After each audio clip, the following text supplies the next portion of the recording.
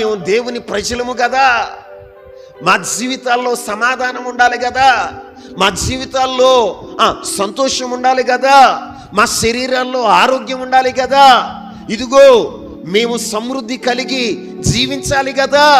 మరి మా జీవితాలు ఈ దీన స్థితికి, ఈ హీన స్థితికి రావటానికి కారణం ఏంటి అని మీరు అనుకోవచ్చు.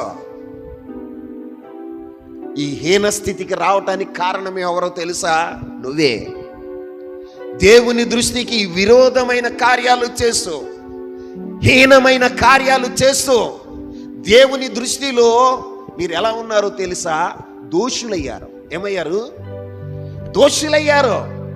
నీ శరీర ఇచ్చలతో, నీ పాపేచ్ఛలతో, లోక సంబంధమైన భోగాలతో, ఆశపడకూడని వాటిని ఆశించి, భయపడకూడని వారికి భయపడి, దేవుని స్థానంలో మరొకరిని నిలబెట్టుకుని నీ జీవితంలో దేవునికి విరోధంగా పాపం చేస్తున్నావు కూడా.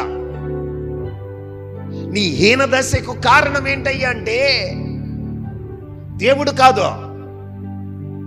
దేవుడు మాత్రం కాదు. దేవుడు తన పిల్లలను ఎలా ఉండాలనుకుంటాడో తెలుసా? తన మహిమైశ్వర్యములు వారి ప్రతి అవసరత తీర్చాలనుకుంటాడు. ఏమనుకుంటాడు?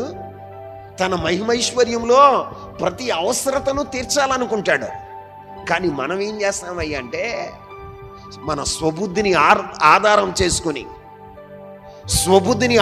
చేసుకుని ప్రభుని వెంబడించకుండా లోకాన్ని వెంబడిస్తూ, సాతాను వెంబడిస్తూ, శరీరాన్ని వెంబడిస్తూ దేవుని దృష్టికి ద్రోహులవుతున్నాం. ఏమవుతున్నాం చెప్పండి?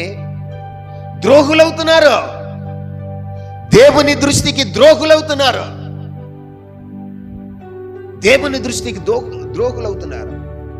అందుకే నీ జీవితంలో కలవరం, శత్రువులకు అప్పగించబడటానికి కారణం నీ కష్టార్జితం నువ్వు అనుభవించలేకపోవటానికి,